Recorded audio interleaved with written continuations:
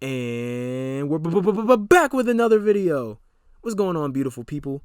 I'm your host, Avery Wright, giving you your preview for the Carolina Panthers versus Tom Brady. Yes, Tom Brady and the Tampa Bay Buccaneers this weekend on the 20th, 1 o'clock p.m. Now, it's still kind of hard for me to believe that Tom Brady is really on the Buccaneers, but I digress. Let's get into this preview. So, the last time these two teams met, it was over the pond in London last year, where Carolina just beat the brakes off of Tampa Bay. Well, not really. They won by 11, but the way how they were playing, you would have thought that they were beating the brakes off of them. 37-26 was the final score, and the time before that was on Thursday Night Football, Week 2, and the Panthers lost in a close one, 20-14. Now, the X factor I see for this game is going to have to be Run CMC himself, Christian McCaffrey, because he really is the heart and soul of this offense. So that first game they had on that Thursday night football game where Tampa Bay won 20-14, they bottled up Christian McCaffrey pretty good. I mean, he had 16 carries and only 37 yards, no touchdowns. Shout out to that man, Todd Bowles, man. He is one heck of a defensive coordinator, and he has a lot of toys to play with this year on that defense. But we'll get to that later. We're going to get back into Christian McCaffrey. Now, in the second game, they still kind of bottled him up too. He had 22 carries, 31 yards, and only one touchdown. Again, that's the lowest. I think that's like the lowest that Christian McCaffrey has had on like a team consistently, because usually he gets at least 50 yards a game. But he's definitely going to have to be the X factor. But if he's not, the other skills players are going to have to step up, which leads me into one of the key factors I believe for the game will be the Carolina Panthers skill position players versus Tampa Bay's DBs. Now, Tampa Bay does not have Vernon Hargreaves back there anymore. I don't know who they have back there in that secondary, but I can tell you, they aren't really that good. I mean, even when they have Vernon Hargreaves, like last year, in the first game where the Panthers lost, Curtis Samuel had 5 receptions, 91 yards. DJ Moore had 9 receptions for 89 yards. So they were almost at 100 yards each. And in the second game in London, Kurt Cole had 4 receptions for 70 yards, and DJ Moore had 7 receptions for 73 yards. See, if those two can just break over the hump and get over, they could possibly break over 100 yards. I think they both can, because the DBs for Tampa Bay really isn't that strong suit last year, and it doesn't look like it's that strong this year, as we saw in that loss to the Saints as America's Game of the Week last week. They were getting manhandled out there.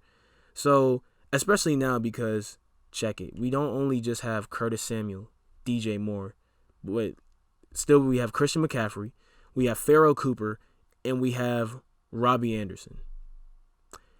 All of those skills position players have speed. Like I said, this is arguably one of the best skills position sets that the Panthers have had ever. Dealing with the speed, I just don't think Tampa Bay's DBs can match up well against us. So even if they do find a way to bottle up McCaffrey, listen, McCaffrey's going to get his anyway. You know that's how he is. He's going to get well, he'll probably get at least 30 yards, as we can see. But Robbie Anderson, I'm looking for him to have a big game. One of these wide receivers are going to have a big game. I don't know if it's going to be Robbie Anderson, because he had, 115 yards in that touchdown last week against Oakland. And he was open on another play, but Teddy was under duress, and he could shoot. Robbie Anderson could have had 2 touchdowns. But like I said, him, Kurt Cole, and DJ, one of them is going to have a big game against these DBs for Tampa Bay. And I really do think it's going to be Robbie Anderson again. The boy has really, really good speed, man. So that's one thing I'm looking forward to and what I think is a good key matchup.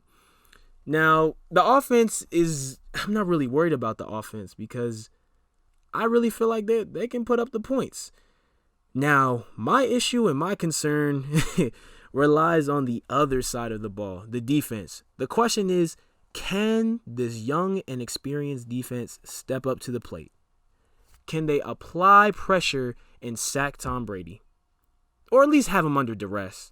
Because last week against Oakland, they could not get anything going. Granted, Oakland has a pretty decent offensive line. But still, we couldn't get any type of pressure. But you also got to give credit to John Gruden, because if you watch the tape, he was getting the ball out of Derek Carr's hands quickly. I mean, they were running a lot of wide receiver screens, halfback screens, a lot of like the little short dink and dunking passes, curl routes, a few slants, and just letting Josh Jacobs run wild. I think Derek Carr only went down this field maybe twice. Well, technically he went down 3 times, but he connected on 2 out of the 3. He missed a wide open Henry Ruggs.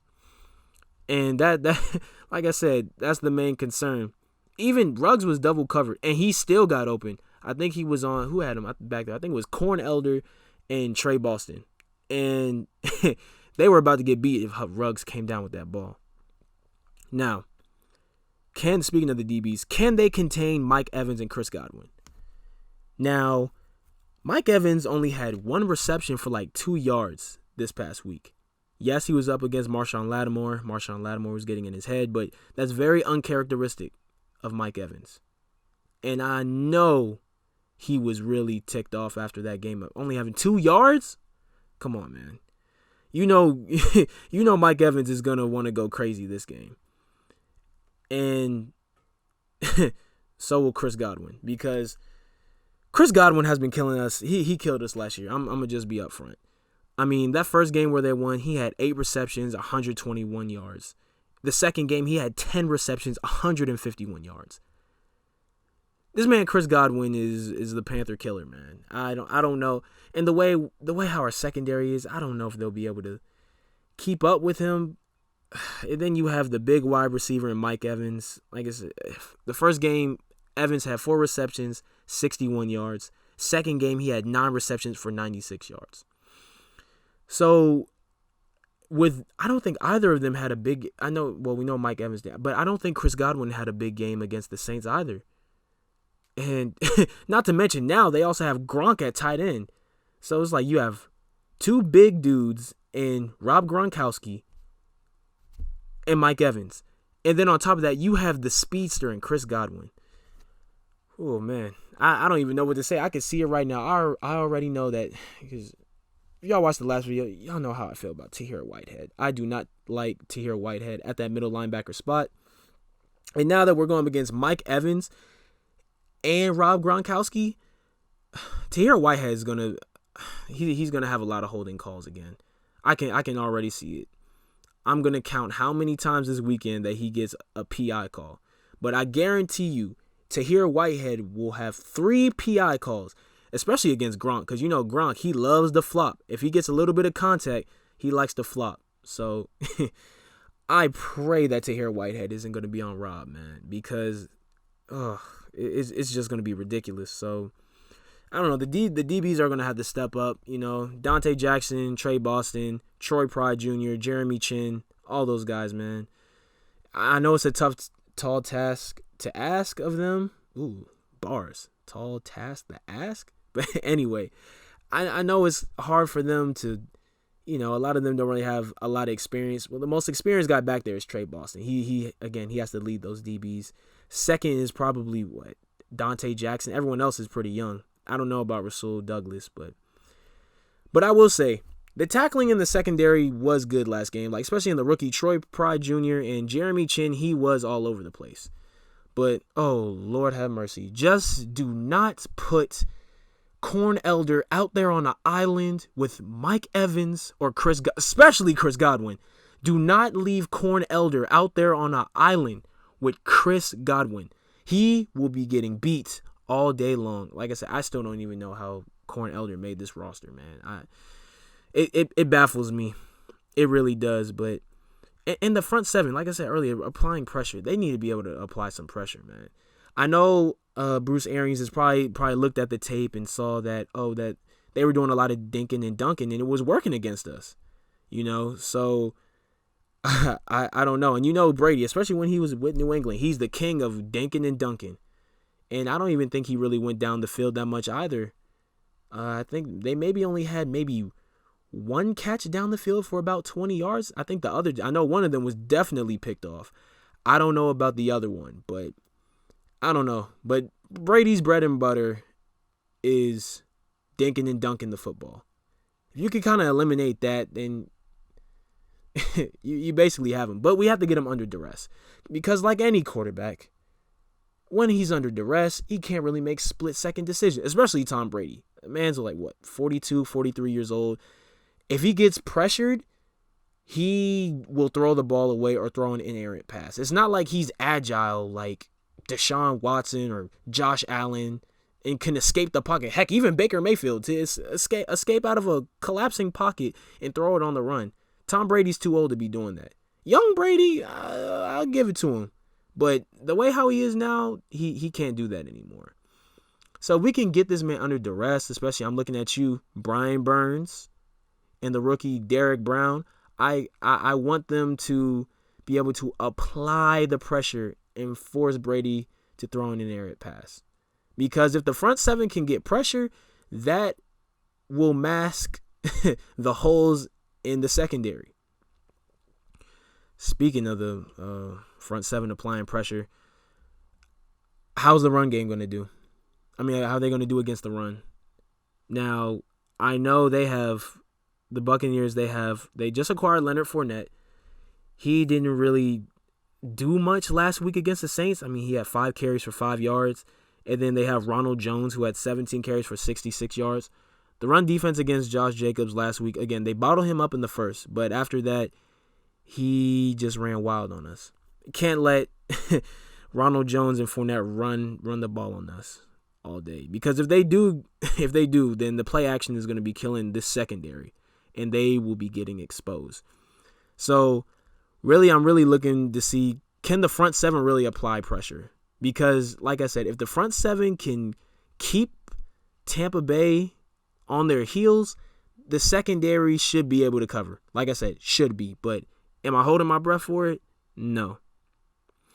Now, the main thing I'm mainly looking forward to in this game is the battle in the trenches. I want to see how Carolina's O-line is going to do against Tampa Bay's D-line.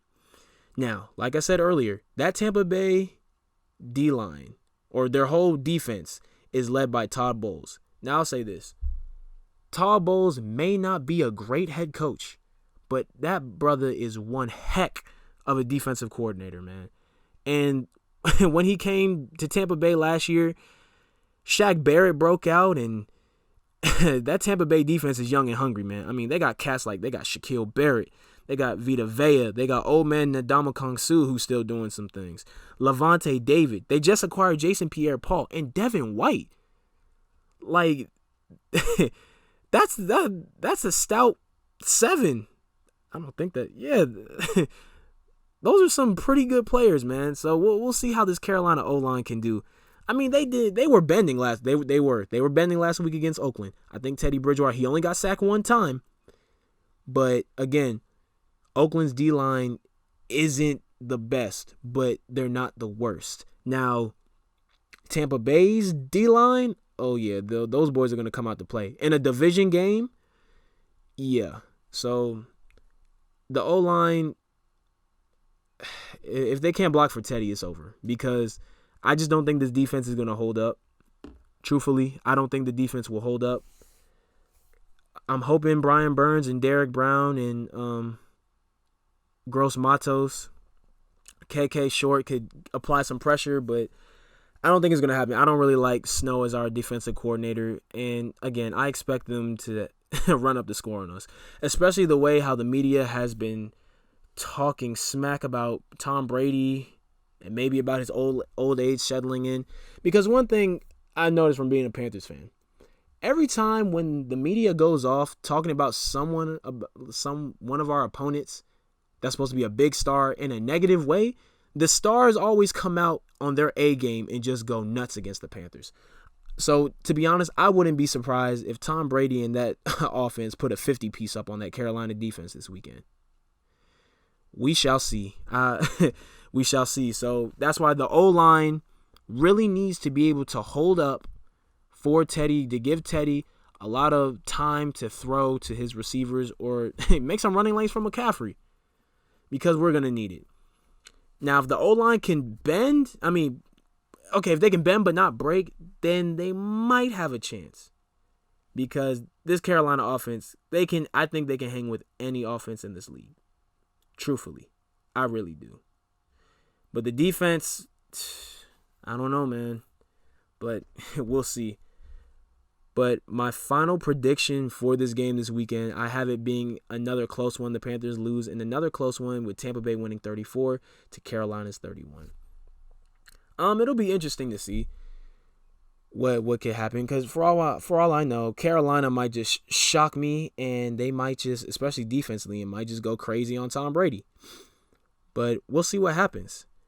Anyway, the game is this weekend, this Sunday, September 20th. 2020, 1 o'clock p.m., Raymond James Stadium. The Panthers will be decked out in their Carolina blue jerseys, white pants. Love that combination. And we'll see what happens. Hopefully they can get a win. I would like to see Matt Rule get his first win, because also for college football, I'm a Baylor fan, so it was nice to see Matt Rule grow that program the past 3 years he was there. So like I said, I'm not expecting Carolina to go out and win every week, but if they can just go out there every week, give it their best effort, and not get blown out like all the games last year, then I'm fine with that. It's an improvement, because last year, as soon as teams started running up the score on us, it looked like they just started giving up, and like no one cared. But like last week, I was a little scared when Carolina got down 11. Like the score was like 27-15 against Oakland. I was thinking, Oakland's about to run up the score on us. But the defense came through. The offensive line didn't break, and they got us back in the ball game with a chance to win. But I'm still putting that loss on Tahir Whitehead. I still think if he did not get that PI call on Hunter Renfrow, Carolina probably would have won that game. But again, woulda, coulda, shoulda is for losers. And that's what we were last week, losers. But we'll see what happens this week. And thank you all for listening. And I'll see you guys on Sunday. Peace.